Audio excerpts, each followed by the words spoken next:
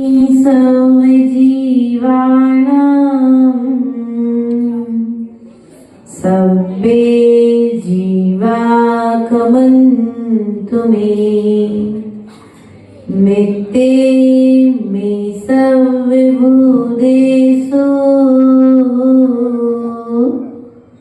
वैरं मज्जं न केळवी।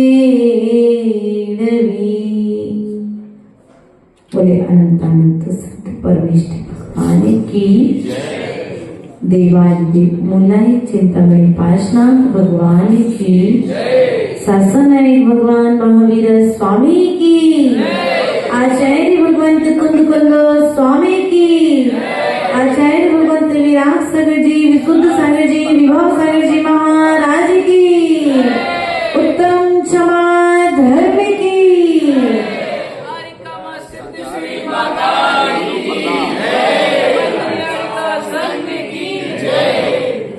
प्रिय बंधु, उत्तम क्षमा गहोरे भाई। क्या? उत्तम क्षमा गहोरे भाई, अर्थात इस उत्तम क्षमा धर्म का आचरण करो। क्या करो?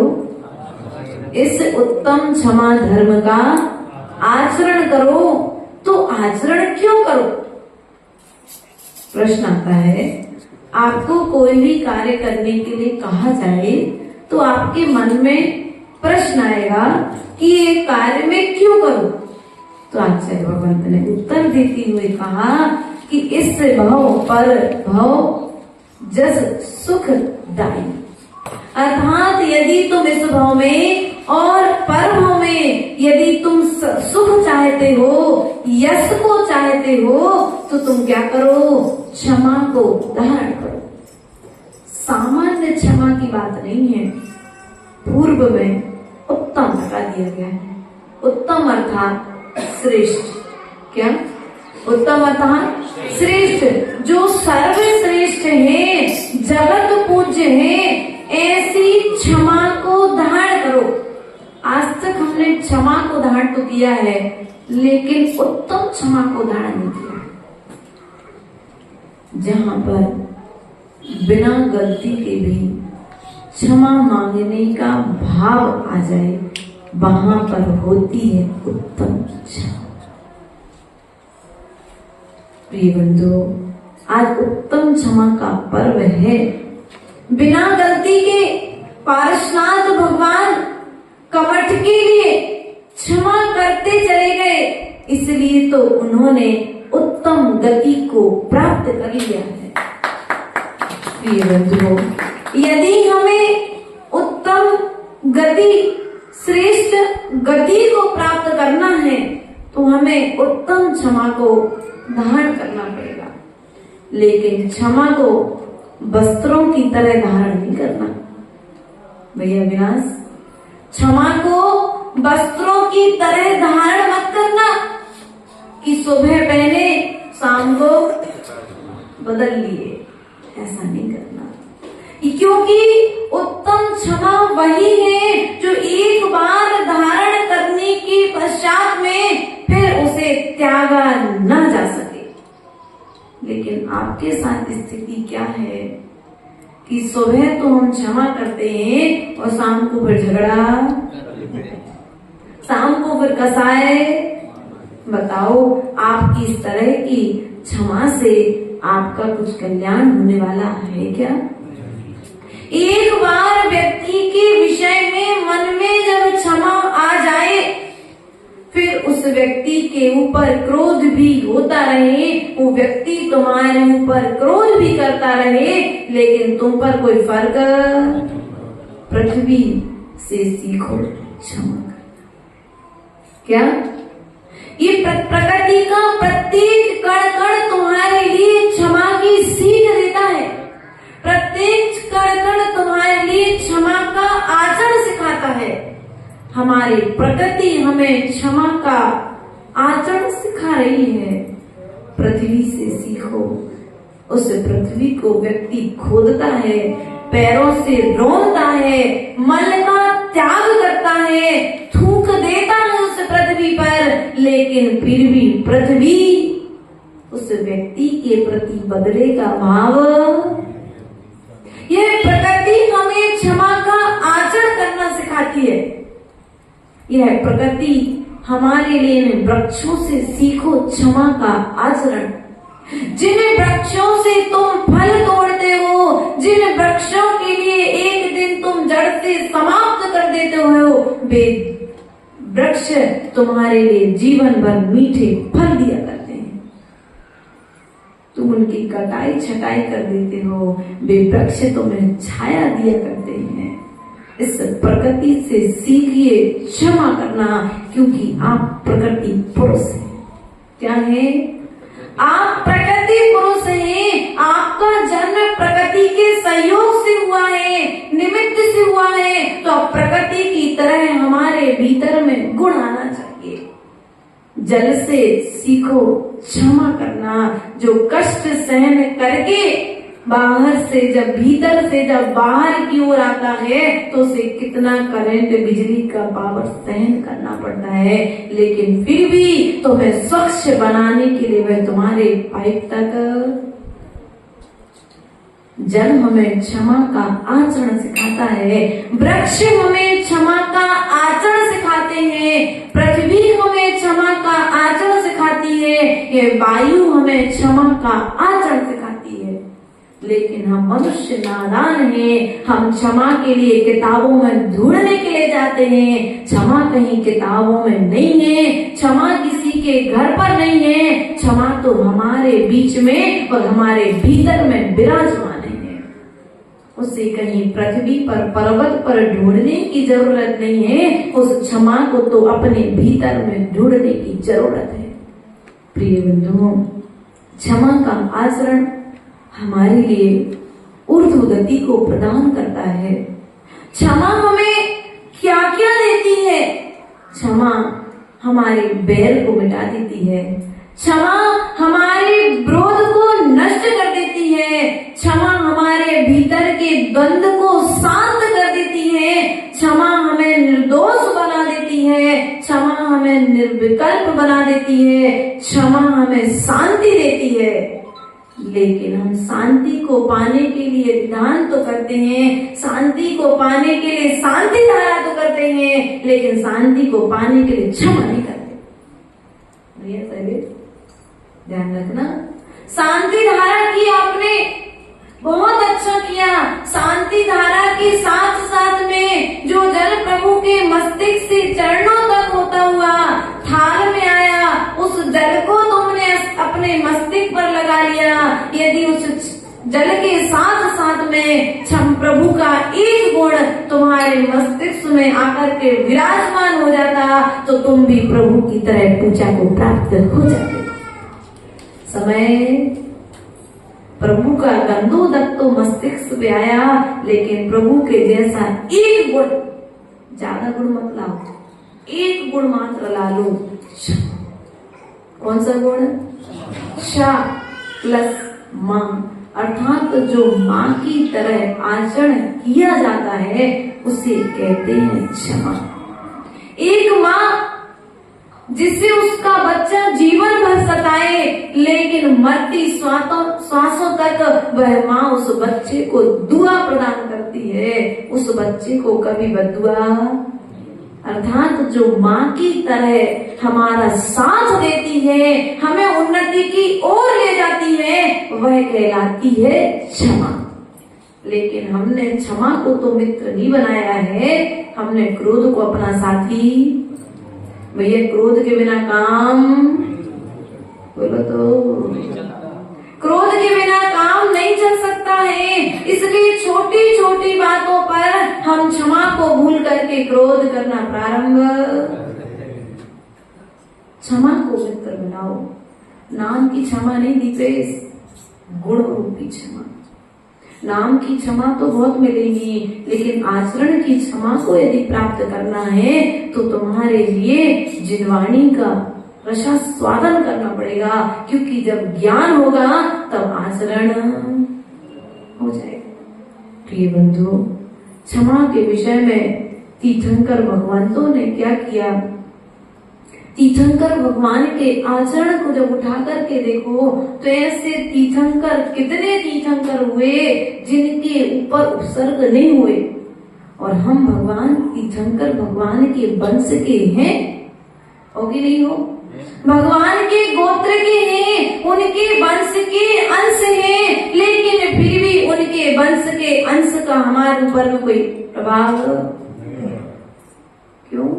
क्योंकि हमने अपने आप को भी कथाओं में इतना विरोधाभास में अपने आप को इतना जकड़ करके रखा है कि हमारे पास में गुणों की छाया, हमने आपको इतने अंधेरे में ढक करके रखा है, इतने अंधेरे में रखा है कि वह प्रकाश सूर्य की किरणें हमारे भीतर तक प्रवेश। इसलिए प्रिय बंधुओं, एक बार तो जागो, क्योंकि जागना पड़ेगा, तब कहीं जाकर के भीतर में क्षमा का आचरण। क्षमा किसको करना है? मित्र को क्षमा करना है कि शत्रु को क्षमा करना है? बोलो तो, क्षमा किसको करना है? सुरभि जी आज पहली बार आए। क्षमा किसको करना है? जो शत्रु है उसको क्षमा करना है, ये जो मित्र है उसको क्षमा करना है। आचार्य भगवान कहते हैं जो शत्रु है उन्हें भी क्षमा करना है, जो हमारे मित्र हैं उन्हें भी क्षमा करना है, तभी होगी उत्तम क्षमा। वरना तुमने क्या किया? हमारी तो कोई सी बुराई है ही नहीं है, हम क्यों क्षमा मांगे? हमने तो कभी ऋषभ, हमने तो कभी किसी से झगड़ा किया ही नहीं, तो क्षमा मांगने की जरूरत नहीं भैया। जब तक भीतर में कसाय की गांठ रहेगी, अहंकार रहेगा, जब तक मान रहेगा, जब तक झुकने का भाव नहीं आएगा। इसलिए प्रिय बंधुओं, मान की गांठ को खोलो, कसाय की गांठ को खोलोगे तब कहीं जाकर की कर्मों की निर्जरा होगी। कसाय की गांठ खोलेगी नहीं तो झुकने का भाव होगा नहीं, और झुकने का भाव होगा नहीं तो उत्तम क्षमा भी 10 दिन तो उत्तम क्षमा करके मना लोगे, और 11वें दिन जाकर के झगड़ा।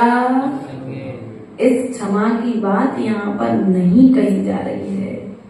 क्या यहाँ पर बैठकर के उत्तम क्षमा का उपदेश सुनना बहुत आसान है, लेकिन आचरण करने में पूरा जीवन लग जाता है। तीर्थंकरों ने इस क्षमा को धारण करने में अपना पूरा जीवन लगा दिया, और जीवन लगाया सो आज अजन्मा पने को प्राप्त हो गए।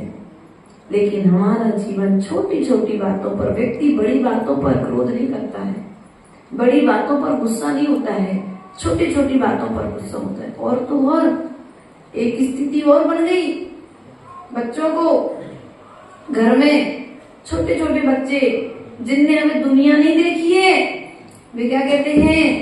पापा मुझसे भी बात मत करो, मैं बड़ा टेंशन में। क्या भैया सौरभ भाई मोड़ी ऐसा करती होगी, करती ऐसा? ध्यान रखना, वो छोटा सा बच्चा जो अभी प्ले स्कूल में खेलने के लिए जा रहा है, बैठने के लिए जा रहा है, वो भी घर पर आकर के क्या कहता है? पापा मम्मी अभी मुझे आप डिस्टर्ब मत करो, मैं बहुत टेंशन में हूँ, मैं बहुत गुस्से में हूँ।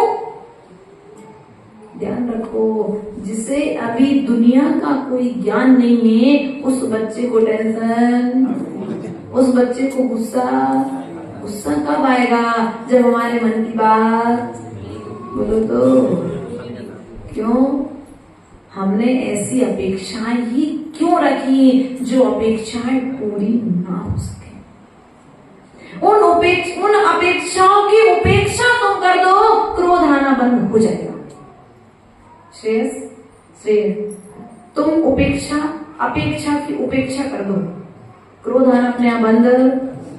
लेकिन स्थिति क्या है? हम अपेक्षाओं का तो बिल्कुल पहाड़ बना करके रखे हैं, लेकिन उन अपेक्षाओं की उपेक्षा नहीं कर पा रहे। इसलिए घर में देखो तो झगड़ा, समाज में देखो तो झगड़ा, परिवार में देखो तो झगड़ा, मित्रों में देखो तो झगड़ा। झगड़े का कारण है अपेक्षा। इसलिए क्या करो, अपेक्षा अर्थात आशा।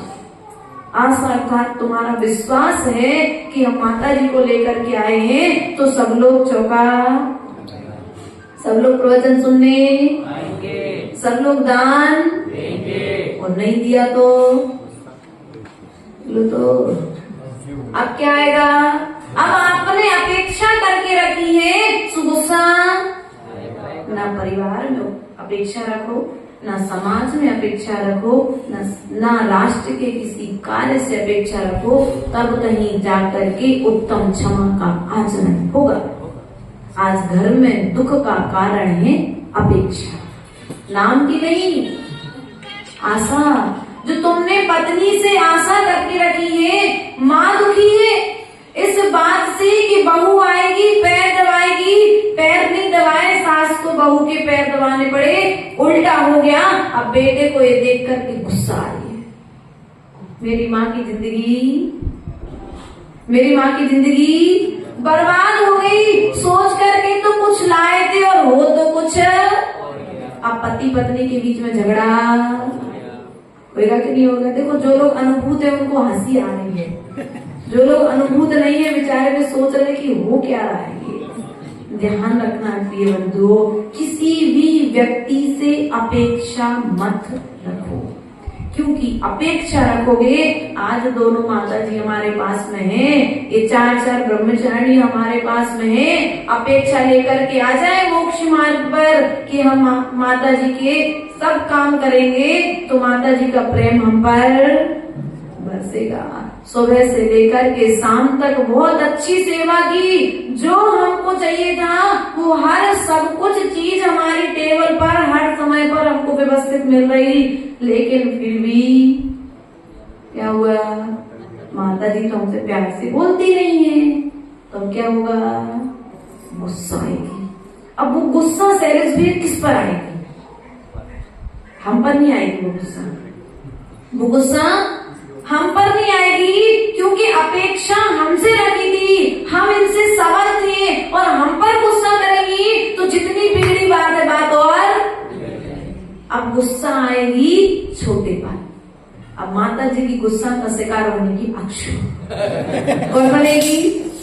अब जैसे जैसे जब पति पत्नी की लड़ाई होती है तो गुस्से का शिकार कौन बनता है, बच्चा। जब ममता दीदी गुस्सा आती है तो गुस्से का शिकार कौन बनती है, प्रार्थना, बच्ची प्रार्थना बनेगी। माता जी को गुस्सा आएगा तो शिकार कौन बनेगा, अक्षरा। और आपको यदि गुस्सा आएगी तो शिकार कौन बनेगा, क्योंकि ध्यान रखना व्यक्ति कभी भी सबल पर क्रोध नहीं करता है, निर्बल पर क्रोध करता है कि नहीं करता है। निर्बल को अपना शिकार बनाता है और अपना सारा गुस्सा उस पर मालूम है कि ये सहन कर लेगा। ध्यान रखना उसने सहन तो कर लिया है, लेकिन तुमने अपनी असमर्थता का परिचय दे दिया है। क्या आप सामर्थ्य नहीं है, आप असमर्थ हैं, इसलिए आपने सामने वाले पर क्रोध, आपने अपने आप को निर्बल साबित, क्योंकि सबल तो पारसनाथ थे कि कमठ उपसर्ग करता रहा, लेकिन फिर भी उन्हें क्रोध, अर्थात हमारे असमर्थता की निशानी है क्रोध। क्या है, हमारी असमर्थता की निशानी क्या है, क्रोध है। आप ऑफिस जाते हो, लेट हो जाते हो, आप मैनेजर हो तो क्या होगा, आप सामने वाले के नीचे वालों पर, और आपसे ऊपर भी कोई है तो सामने वाला आप पर, लेकिन फिर भी सहन।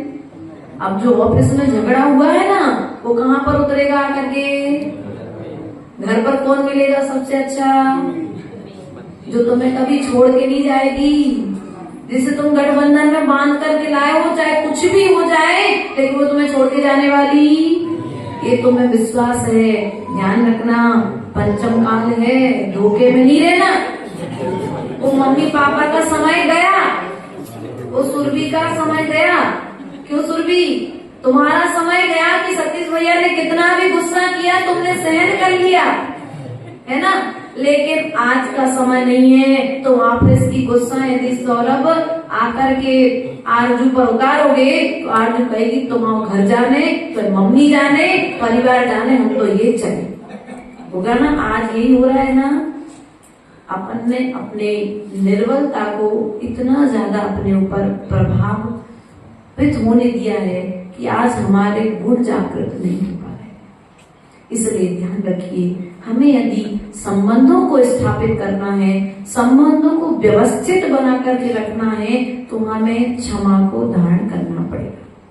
क्षमा की नींव भरनी पड़ेगी, अर्थात जहां देखो वहां पर क्षमा होना चाहिए। जो व्यक्ति तुम्हें दिख जाए उस व्यक्ति में क्षमा होना चाहिए। अब क्या हुआ कि बड़े भैया आ गए आचार्य गुरुदेव के पास दर्शन करने। क्यों बड़े भैया शैलेंद्र जी, आप गए आचार्य गुरुदेव के पास दर्शन करने के लिए, और आचार्य भगवान एक शिष्य को उसकी गलती के लिए डांट रहे थे। अब इन्होंने क्या कहा, देखो महाराज जी ने अभी तो इतना अच्छा प्रवचन दिया और देखो ऊपर आकर के क्रोध कर रहे हैं, तो ये सब कुछ बेकार है। ध्यान रखना, उद्देश्य प्रधान होता है। एक माँ अपने बच्चे को डांट रही है, एक गुरु अपने शिष्य को डांट रहा है, लेकिन दोनों के अभिप्राय में खोट है कि उसके विकास की चिंता है। माँ डांटेगी तो बच्चा सोए उठ करके मंदिर का कलश उठाएगा, और माँ यदि डांटेगी नहीं तो बच्चा आराम से चदरा ओढ़ करके। अब माँ डांट रही है, बच्चे को दुख हो रहा है, माँ को गुस्सा आई, और इतनी गुस्सा आई कि गुस्सा में आकर के माँ ने उस बच्चे को दो रपट भी लगा दी है। अब बताओ, माँ तो बहुत बुरी होती है ना, कितना गुस्सा करती है माँ। आज के बच्चों की दृष्टि में सबसे बड़ा यदि शत्रु कोई है तो माँ बच्चों के लिए शत्रु बन गई, पिता शत्रु बन गए। जिन्होंने कभी अपने बच्चे के विषय में स्वप्न में भी बुरा नहीं सोचा, ऐसे माता पिता बच्चों के लिए आज बुरे। क्यों? क्योंकि तुम उनके अनुसार उन्हें जिंदगी नहीं जीने दे रहे हो, उनके अनुसार उन्हें खुले आकाश में उड़ने। ध्यान रखना, तुम्हें खुले आकाश में उड़ने की छूट दी जाएगी, लेकिन तुम्हारी डोर तो गुरु के हाथ में, तुम्हारी डोर तो माता पिता के हाथ में। और जैसे ही डोर थोड़ी सी पतंग आकाश में उड़ते हुए बहकेगी, तो डोर यदि माता पिता के हाथ में है, डोर यदि शिष्य गुरु के हाथ में है, तो उस डोर को माता पिता और गुरु संभाल लेंगे। और यदि वह डोर यदि छूट गई तो पतन निश्चित है। पतंग जमीन पर गिरेगी और तुम जमीन से नीचे जाकर के पता नहीं कौन से नीच आचरण में पड़कर के अपने जीवन को बर्बाद। इसलिए ध्यान रखना है, यदि ऊंचाइयों पर जाना है, तुम्हें ऊंचाइयों को प्राप्त करना है, तो अपने भीतर में क्षमा के नीर को धारण करो। क्षमा को धारण कर लो, तुम्हारा जीवन ऊंचाइयों की ओर उत्तरोत्तर होता चला जाएगा। किसी ने कहा कि वो हम पर पत्थर फेंकते गए, वो हम पर पत्थर फेंकते गए, हमने उन पत्थरों को बटोरा, रास्ता बनाया और हम आगे बढ़ते गए। कोई तुम पर कितना भी क्रोध करे, तुम उस क्रोध के लिए क्षमा में परिवर्तित। कोई तुम्हारी कितनी भी बुराई करे, आचार्य गुरुदेव हमेशा कहते थे, क्रिया करना प्रत्येक व्यक्ति का कार्य है, लेकिन क्रिया पर प्रतिक्रिया नहीं करना। क्या? क्रिया पर प्रतिक्रिया कभी नहीं करना। तो तुम कसाय से बच जाओगे, क्रोध से बच जाओगे, लेकिन तुमने देखा कि माहौल विपरीत है, और विपरीत माहौल में तुमने और विपरीतता ला दी, तो माहौल और क्या विस्फोट हो जाएगा। विपरीत माहौल में अब विस्फोट की संभावना बने, उसके पहले आचार्य भगवान कहते हैं, विस्फोट के पहले, विरोध के पहले मौन धारण कर लेना ही हमारी समझदारी है। इसलिए कोई तुम पर कितना भी क्रोध करे, तुम शांत हो जाओ। क्या हो जाओ? लोग आते हैं, पूछते, माता जी हमको गुस्सा आता है, हम क्या करें? तो इसका समाधान आचार्य गुरुदेव सलाह दिया करते थे, यदि तुम्हारे लिए क्रोध आता है तो क्रोध के समय में तुम शांत होकर के बैठ जाओ। क्या हो जाओ? पहले तो अपने आप को संबोधन दो, मुझे शांत होकर के बैठना है, क्योंकि मेरे क्रोध करने से कहीं मेरी पत्नी मुझे छोड़ करके तो बोलो तो पत्नी छोड़ करके ना चली जाए। यदि मैंने ज्यादा क्रोध किया तो माता पिता मुझे घर से बाहर तो नहीं निकाल देंगे। यदि मैंने ज्यादा क्रोध किया तो कहीं मेरे ऑफिस में मेरी नौकरी की चिंता होती है, लेकिन परिवार की चिंता, समाज की चिंता। तुम क्रोध करके अपने आप को महान साबित करना चाहते हो। ध्यान रखना, कुछ लोगों की दृष्टि में तुम क्रोध करके महान साबित हो सकते हो, लेकिन अपनी दृष्टि में तो नीचे गिरते चले जा रहे हो।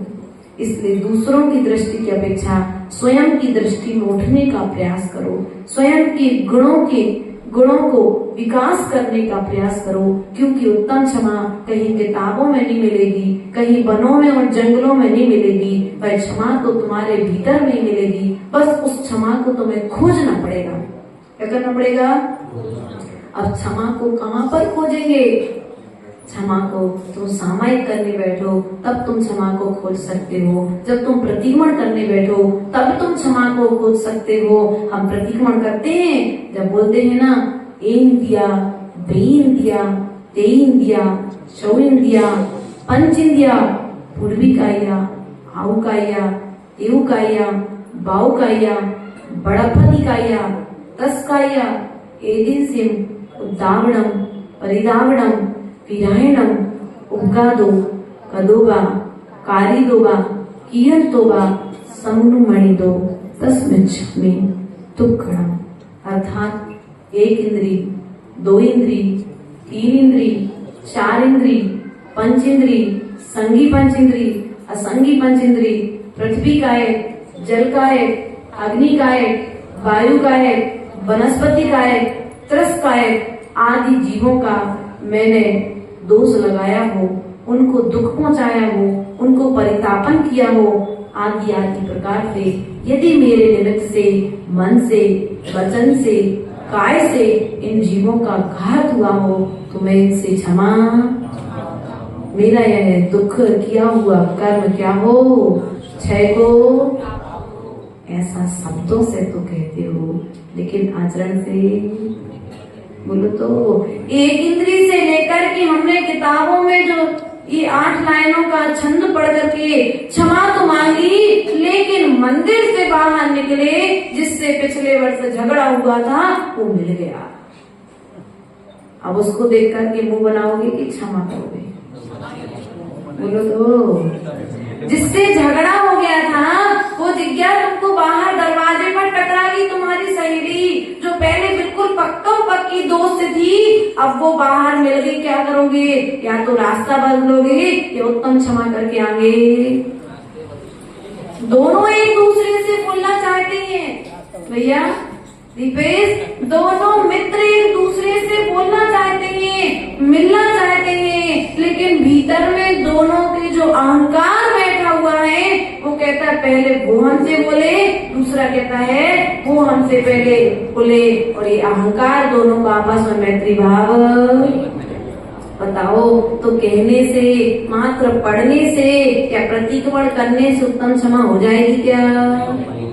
अपन पढ़ते ना, मैत्री भाव जगत में मेरा सब जीवों से नीति रही, दीन दुखी जीवों पर मेरे उर से करुणा ज्योति बहे। अर्थात मेरा सभी जीवों में मैत्री भाव रहे। इस पृथ्वी तल पर जितने भी जीव हैं सब मेरे क्या हैं? बोलो तो पक्का कहना, भगवान के सामने कह रहे हो। जितने भी जीव हैं तुम्हारे आसपास रहने वाले, क्या सच में सब तुम्हारे मित्र हैं? बोलो। देखो सबकी गर्दन ना के रूप में क्यों? तो बताओ, उत्तम क्षमा की पूजा आपने की है, आपने यहाँ पर अर्घ चढ़ाया है। उत्तम क्षमा गहोरे भाई, यह भव जस पर भव सुखदाई, गाली सुनी मन खेद नानो, गुण को अवगुण कहे आया। कही है अयानो वस्तु छीने, बांध मार बहु विधि करे, घर ते निकारे तन बिदारे, बैर जो ना तहां धरे। क्या घर से भी निकाल दिया, तन को विदीर्ण कर दिया। क्या कर दिया? अंजना ने क्षमा को धारण किया, घर से निकाल दिया, लेकिन सास के ऊपर क्रोध नहीं किया। वे गजकुमार मुनि, माता जी ने अभी पांडवों की कहानी बताई, वे गजकुमार मुनि जिनके सिर पर जलती हुई सिगड़ी रख दी गई, लेकिन उन्होंने शत्रु के प्रति क्रोध तन को विदीर्ण कर दिया, लेकिन शत्रु के प्रति बैर, क्योंकि बैर दूसरे के लिए दुख देने वाला नहीं है, बैर तुम्हारे लिए स्वयं को दुख देने वाला है। अर्थात क्या कहते, गाली सुनी, कोई तुम्हें गाली दे दे तो तुम लोग जल्दी, कितनी जल्दी ले लेते ना। तुम लोग मेरे को गाली कैसे दी, लेते कि नहीं लेते?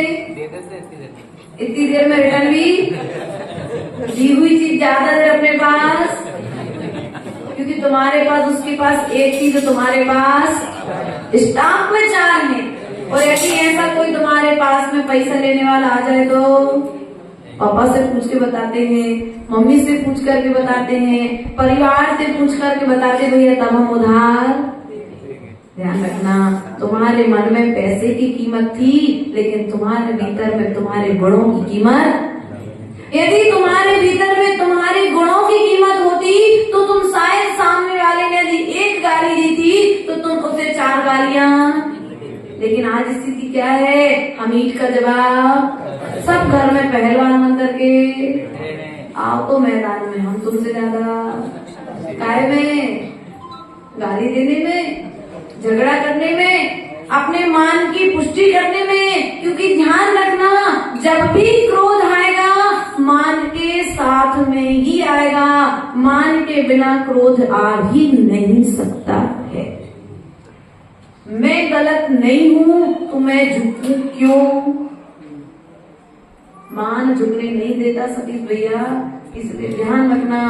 पहले रितेश भैया कभी भी मान झुकने नहीं देगा, इसलिए कभी मान मत करो, क्योंकि तुम्हें क्षमा को धारण करना है। तीर्थंकरों के पास में कितना वैभव था, चक्रवर्ती के पास में कितना वैभव था, उनके वैभव के सामने तुम्हारे पास एक राई के दाने के बराबर भी वैभव नहीं है, लेकिन अहंकार उनसे ज्यादा, उनके बराबर तुम्हारा तन नहीं है, लेकिन तन से बड़ा, बोलो तो ऐसा अहंकार तुम्हें डुबोएगा कि संसार से पार चलेगा। रुई देखी, रुई कपास देखी ना, रोज दीपक जलाने के लिए, प्रज्वलित करने के लिए उठाते हो। वो रुई जब घी का सहयोग पाती है तो जगह को प्रकाशित कर देती है, लेकिन वही रुई जब पानी का संपर्क पाती है तो डूब जाती है।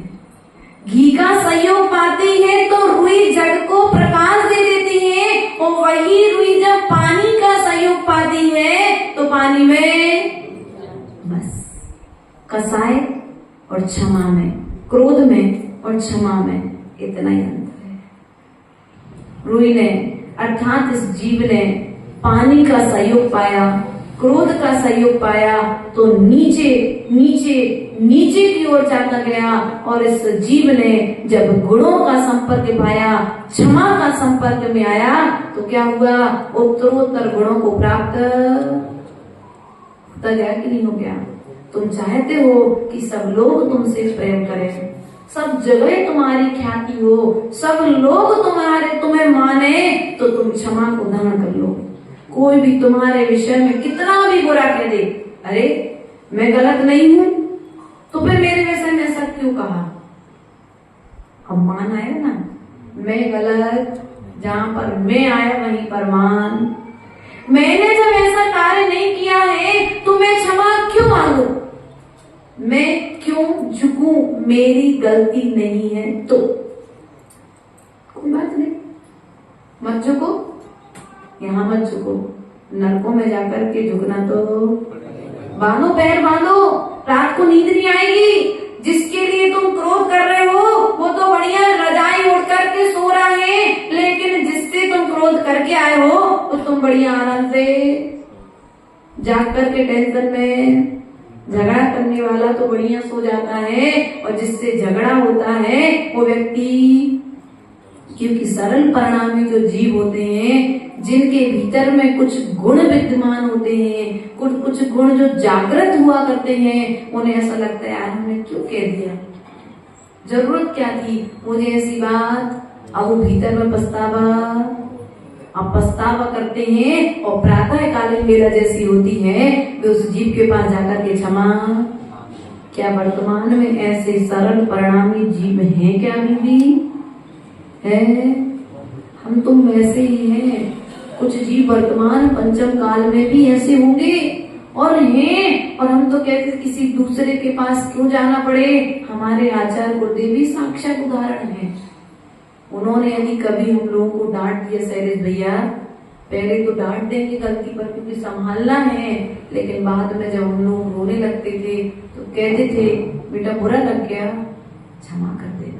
वे तत्काल हम लोगों से, उन्हें ऐसा लगता था कि हमारे वचनों के माध्यम से किसी जीव को भी दुख ना पहुंच जाए, क्योंकि हमारे इन वचनों से किसी की पीड़ा मिट ना सके, घाव यदि भर ना सके तो किसी के दिलों पर भाव। लेकिन आज स्थिति क्या है, घाव भरते तो कम है, लेकिन जो बंद घाव है वे बंद घाव भी खुल जाते हैं, क्योंकि हमारे वचन आज बाम का काम कम, बम्ब का काम ज्यादा कर रहे हैं। इसलिए प्रिय बंधुओं, अपने वचनों के लिए तुम बाम की तरह प्रयोग करो। बाम कितनी लगाते हो? सिर में दर्द होता है गिरीश भैया, कितनी बाम लगाते? पूरी डिब्बी बाम? थोड़ी सी लगाते हैं बस। जितनी आवश्यकता है उतना बोलो। अधिक बोलोगे तो तुम्हारे वचन विद्रोह का कारण बनेंगे, तुम्हारे वचन द्वंद्व का कारण बनेंगे। इसलिए कम बोलो, कम अपेक्षा रखो व्यक्ति से। जितनी अपेक्षा उतना दुख, जितनी अपेक्षा उतना क्रोध, जितनी अपेक्षा उतना मान। इसलिए प्रिय बंधुओं ध्यान रखना, आज उत्तम क्षमा का दिन हमारे सामने में आया है। ये क्षमा तुम मात्र 10 दिन इन धर्मों को मानोगे, लेकिन साधु इन धर्मों के साथ जीवन भर जिया करता है। आज तुम्हारे लिए पर्व का दिन है, लेकिन साधु के लिए तो रोज ही पर्व हुआ करता है। अर्थात पर्व अर्थात जोड़ने वाला, पर्व अर्थात उंगली देखी, दिख रही है उंगली, अपनी अपनी उंगली देखो। ये जो बीच में लकीर है देखा है, ये क्या है? एक रेखा दूसरे रेखा को, एक ऊपर का पूरा नीचे के पूरे को जोड़ना है ना, बस इसे कहते हैं पर्व। क्या कहते हैं? पर्व। अर्थात जो इस व्यक्ति को अपनी आत्मा से जोड़ दे, श्रेष्ठ आचरण से जोड़ दे, उसे कहते हैं पर्व। और ऐसे पर्युषण पर्व हमारे बीच में आए हैं, अर्थात हमको हमारी आत्मा से जोड़ने के लिए। अब तुम आत्मा से जुड़ते हो कि इन दिनों में कसाय से जुड़ते हो, तुम क्रोध से जुड़ते हो कि क्षमा से जुड़ते हो, ये तुम्हारे ऊपर डिपेंड करता है। दुकान पर माल दोनों तरह का है। अब तुम चाहो तो क्रोध लेकर के चले जाओ, और तुम चाहो तो क्षमा लेकर के चले जाओ। यदि क्षमा लेकर के जाओगे तो फायदे में रहोगे, और क्रोध लेकर के जाओगे तो भैया। इसलिए ध्यान रखना, क्षमा थोड़ा सा कठिन आचरण जरूर है, क्योंकि हमने क्रोध अनादि काल से किया है, इसलिए सदा जल्दी से करने में आ जाता है। पहले क्रोध करने के पहले ध्यान रखना, मैं कौन हूँ। क्या? जब गुस्सा आए तो ध्यान रखना, मैं कौन हूँ, क्रोध क्यों कर रहा हूँ, क्रोध करने का कारण क्या है, इसे क्रोध करने के बाद मुझे इसका फल क्या मिलेगा। क्या? मैं कौन हूँ? मैं क्रोध किस पर कर रहा हूं? क्या मैं बोल तो दो, मैं कौन हूं? किस पर क्रोध कर रहा हूं? क्रोध का कारण क्या है और इस क्रोध का भविष्य में मुझे फल क्या होगा? इन 4 बातों को ध्यान रखना। तो क्रोध जब तुम कर रहे होगे तो क्रोध का फल तुम्हारे सामने में आकर के खड़ा हो जाएगा। भैया देखो, बाद में तुम्हें पछताना पड़ेगा, इसलिए आज मुझे यहीं पर तुम्हारे भीतर से क्रोध भाग जाएगा। लेकिन तुम जब इन 4 बातों पर विचार नहीं करोगे तो तुम फिर कसाय करने से बच सकते हो क्या? नहीं बच सकते हो। इन 4 बातों को अपनी डायरी में लिख लेना और रोज इन विषयों पर, इन 4 लाइनों पर विचार करना। जब भी कथाएं, जब भी पाप, जब भी कसाय तुम्हारे सामने आकर के खड़ी हो जाए तो मैं कौन हूँ? मैं जीव हूँ। मैं कौन हूँ? बोलो तो। पक्का विश्वास है? त्रेंस तो नहीं हो? नारकी, स्वर्ग के देव हो क्या?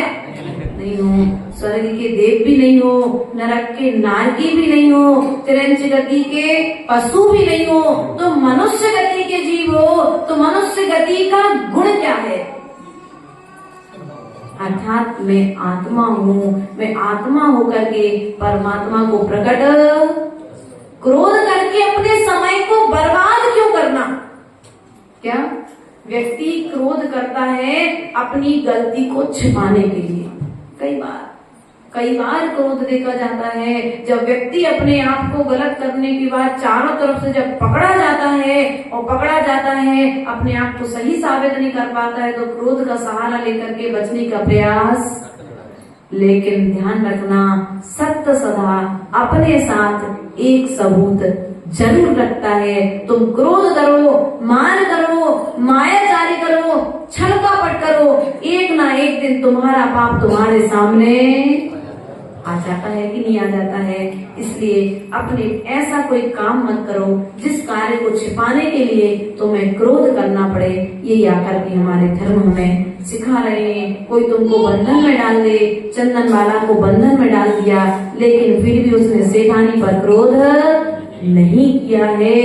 उसके पश्चात में वस्तु छीन ली, अर्थात पांडवों में उन्होंने उनका पूरा राज्य ले लिया, है ना। बहुत सारी ऐसी घटनाएं आती हैं।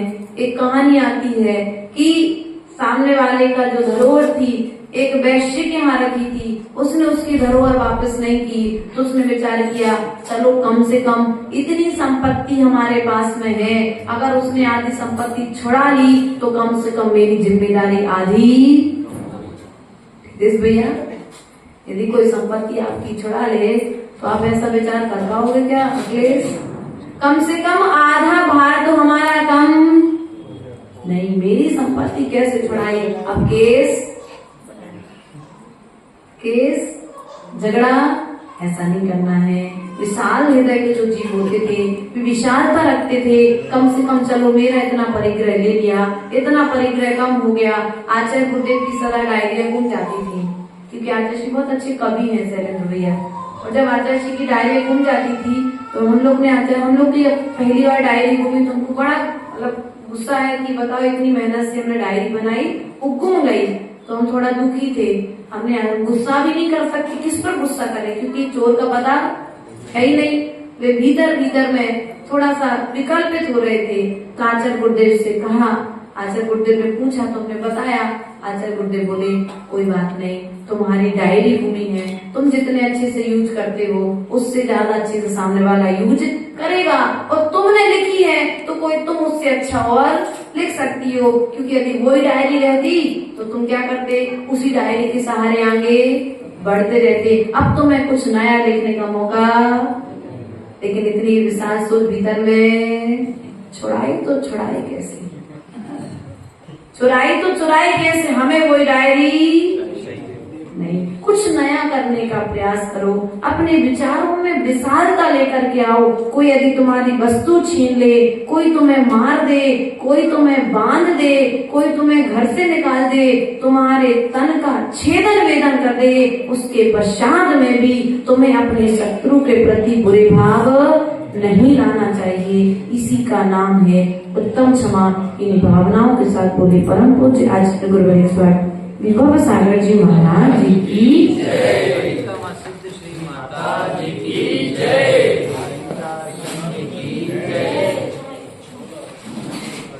चलिए